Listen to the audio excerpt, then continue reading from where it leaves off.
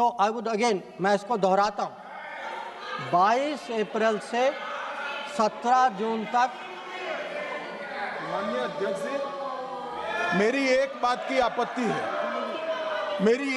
की आपत्ति है, भारत देश का शपथ लिया हुआ विदेश मंत्री यहाँ स्टेटमेंट कर रहा है, उस पर भरोसा नहीं है, उनको किसी और देश पर भरोसा है। मैं समझ सकता हूं उनकी पार्टी में विदेश का महत्व क्या है, मगर इसका मतलब ये तो नहीं है पार्टी की सारी चीजें यहाँ सदन में आकर थोपे। भारत के विदेश मंत्री पर भरोसा नहीं करोगे? ओथ लिया हुआ व्यक्ति यहाँ पर बोल रहा है, ही इज रिस्पॉन्सिबल। माननीय अध्यक्ष जी, इसीलिए ये वहां बैठे हैं और 20 साल तक वहीं बैठने वाले हैं।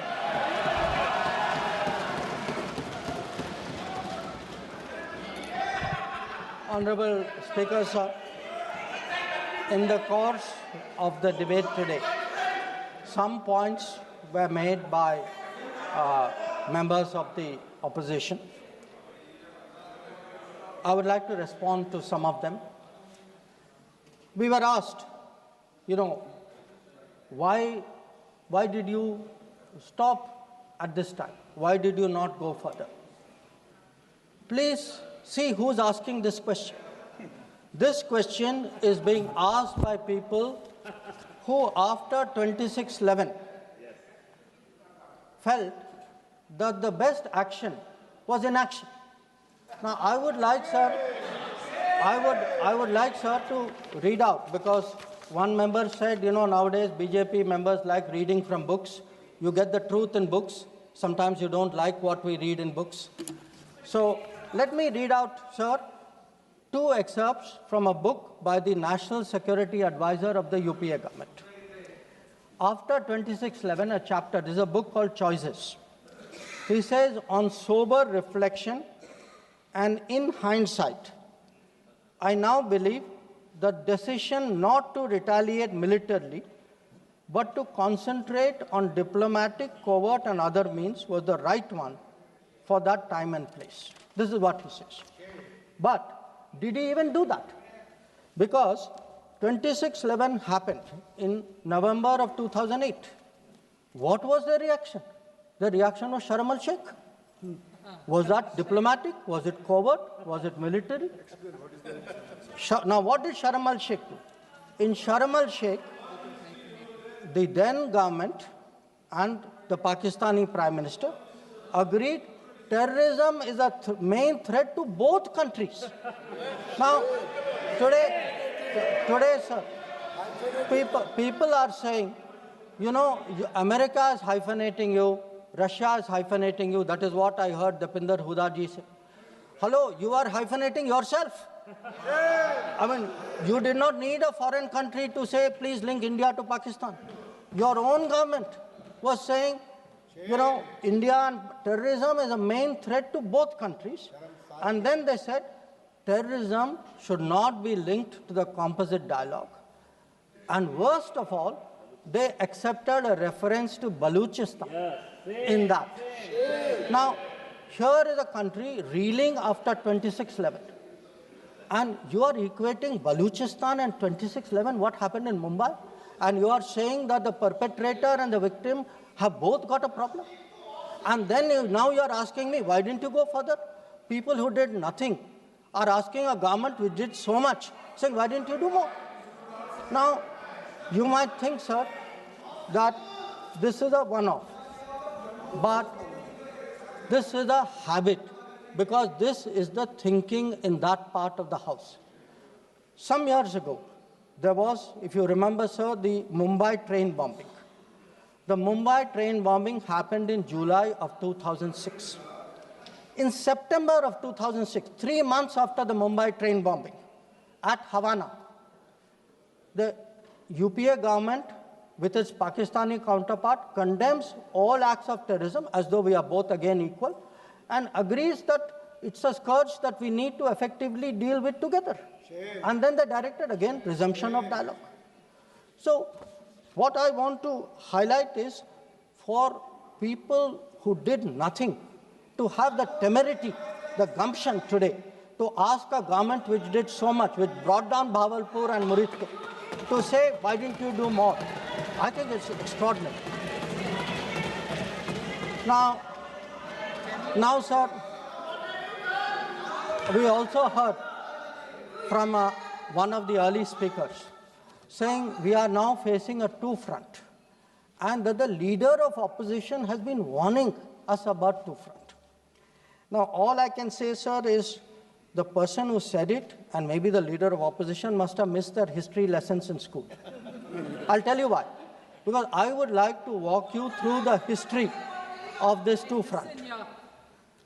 The two-front started because of something called POK.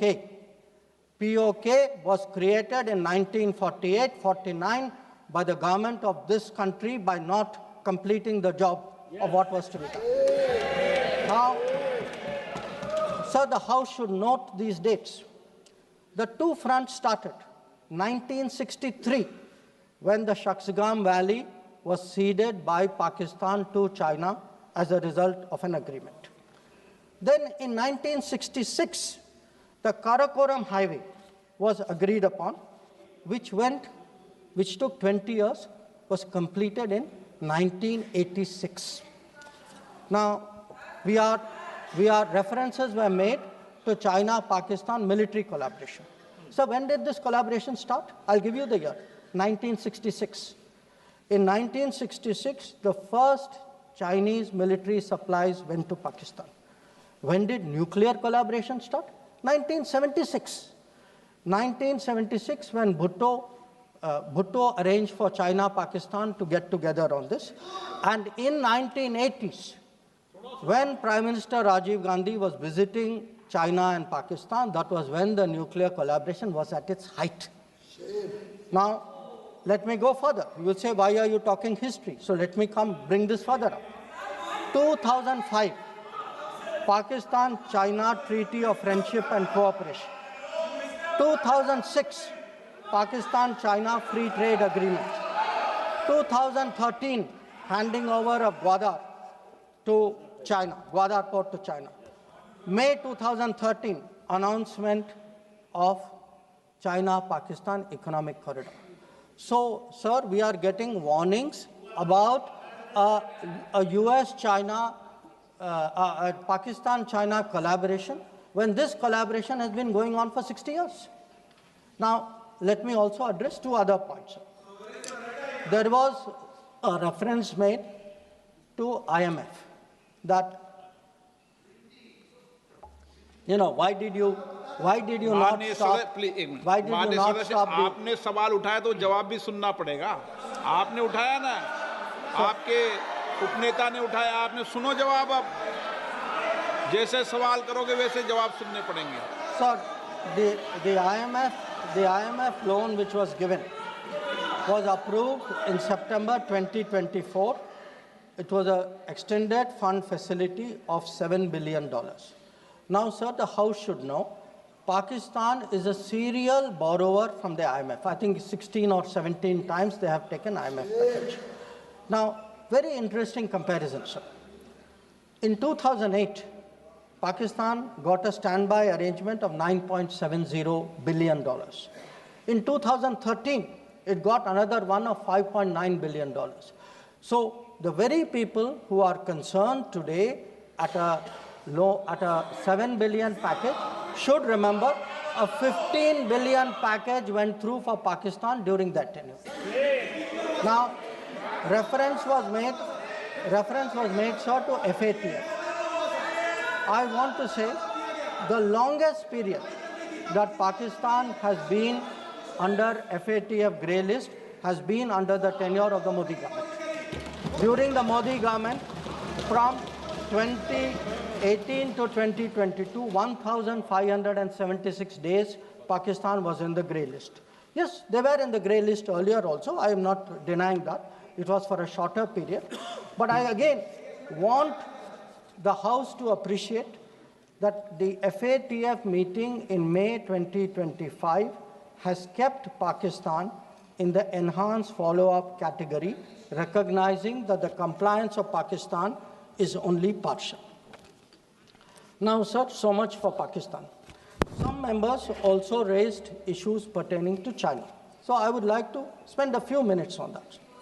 So I would first like the House to appreciate, because today we are getting these lectures saying China is a great danger, China, Pakistan are together, we are warning you. So what does the Congress party really think about China? Don't go by what they say. Let us see what they did. In 2005, China was designated as a strategic partner during Prime Minister Wen Jiabao's visit to India. Strategic partner. And there is a concept, very famous concept called Chindia, sir, a belief that China and India have common interest. And the main proponent of Chindia is the party spokesman of the people opposite. Now, some mention was made about visits, including my visit. Yes, I went to China. I went to China to make our position very clear about de-escalation, about trade restrictions, and about terrorism. I did not go to China for the Olympics. I did not go to China for secret agreements. I did not go.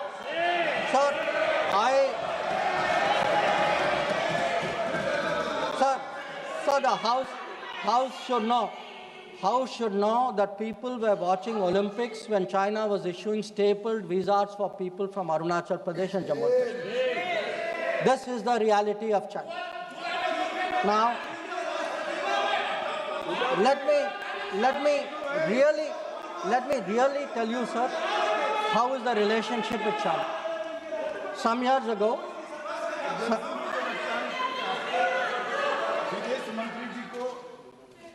संरक्षण देना चाहिए। उनके speaker जब बोल रहे थे, हम पूरे धैर्य से सुने। मैं बताऊंगा कितनी असत्य बातें बोली गई कल, परंतु फिर भी असत्य को भी हम हलाहल समझकर पी गए। अब ये सत्य भी नहीं सुन पाते हैं। माननीय अध्यक्ष जी, मुझे लगता है आपको प्रोटेक्शन देना चाहिए।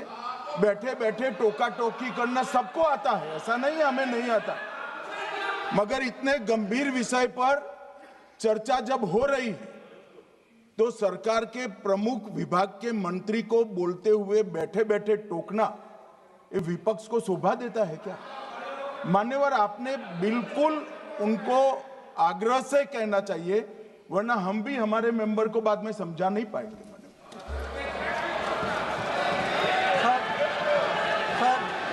We heard today a lot about what was supposed to be the thinking. बैठिए, आपको इजाजत नहीं, बैठिए। Sir, we heard about warnings about China, cautions about China. You know, China is planning this, China is planning that. But, sir, I want to remind this House, Doklam crisis was on. The leader of opposition decided to get a briefing from whom? Not from the government, not from the emir, from the Chinese ambassador. He took his briefing from the Chinese ambassador when our military was confronting the Chinese military in Doklam. So I want to say that I want to say, and this is the political thinking. Let me, sir, give you the economic thinking. In 2006, the UPA government... please बैठे बैठे टिप्पणी मत कीजिए, आप बहुत कर रहे हो। नहीं, गलत है, बैठिए, बैठे बैठे टिप्पणी मत कीजिए। Sir, in 2006, because I want to illustrate my points with facts. I spoke about political facts, I spoke about border facts. Let me give you an economic fact. What is the economic thinking of the Congress party about China? In 2006, the Congress party agreed to do a regional trading arrangement with China. It was finalized during the visit of President Hu Jintao. A task force was appointed. The task force gave a positive recommendation. Through the efforts of various people, this did not happen. Let me give you the technology side. The very people today who are cautioning us on China are the people who allowed 3G and 4G to come from China. It is this government which made sure there was a Made in India 5G. And finally, sir, we keep speaking about the border. The border, if today, whether it is the border with Pakistan, whether it is the border with China or any other border, if our military is today able to stand its ground, the kind of massive deployment that we saw on the China border after 2020, it is because our border infrastructure budget has gone up 4 times. Our tunneling, our road building, our bridging has doubled or tripled. And this is a far cry from the period when the thinking was, let's not develop the border because then the Chinese cannot come there. We had 60 years of neglect of the border. Today, in the last 10 years, that neglect has been reversed. There is still a lot of work to be done. So I think people need to understand. And it's not just in India, sir. We have just come back from Maldives. When I hear comments about foreign policy, yesterday, day before yesterday, the Prime Minister was the guest of honor at the Independence Day of Maldives. This is the country which during their time forced an Indian company to leave an airport. That country today has invited India to build 2 new airports. Look at Sri Lanka. If the Hambantota port was built between 2005 and 2008, and at that time it was actually justified as saying that it has no impact on India's interest. So I want, sir, the House to appreciate that the people who are today claiming to be custodians of national security thinking, who say that they are giving warnings, let us look at the record, let us see what they did when they were in office. But now allow me to come back to Operation Sindoor. So I want, sir, to conclude by saying this. The challenge of cross-border terrorism continues, but Operation Sindoor marks a new phase. There is now a new normal. The new normal has 5 points. 1, terrorists will not be treated as proxies. 2, cross-border terrorism will get an appropriate response. 3, terror and talks are not possible together. There will only be talks on terror. 4, not yielding to nuclear blackmail. And finally, terror and good neighborliness cannot coexist. Blood and water cannot flow together. This is our position. So let me conclude, sir, by recognizing the role which this body and the upper house has played during this period in explaining our national position and our national interest on Operation Sindoor. We had, sir, 7 parliamentary delegations which went to 33 countries. Some comments were made about those delegations. I have to tell the honorable member, Arvind Savantji, I'm sorry, you are completely misinformed. Those delegations were received with great honor. In many cases, the foreign minister of the country met them. Please look at the tweets of people sitting next to you. That itself will tell you. And इनके बगल वालों से पूछ ले वे जानकारी. Sir, these 7 delegations, the delegation led by Ravishankar Prasad ji, by Shashi Tharoor ji, by Baijan Panda ji, by Sanjay Kumar Jha ji, by Kannimori ji, by Supriya Sule ji, and by Shrikant Eknath Shinde ji. So these 7 delegations did the nation proud. They across the board, and every member, members of opposition, members of the government, public-spirited citizens, retired diplomats, they were able to explain to the whole world our posture of zero tolerance against terrorism. So I would like, sir, to end my remarks with the hope that on an issue as important as this struggle against terrorism, we can only succeed in ensuring zero tolerance against terrorism if we have a united voice in this country against terrorism.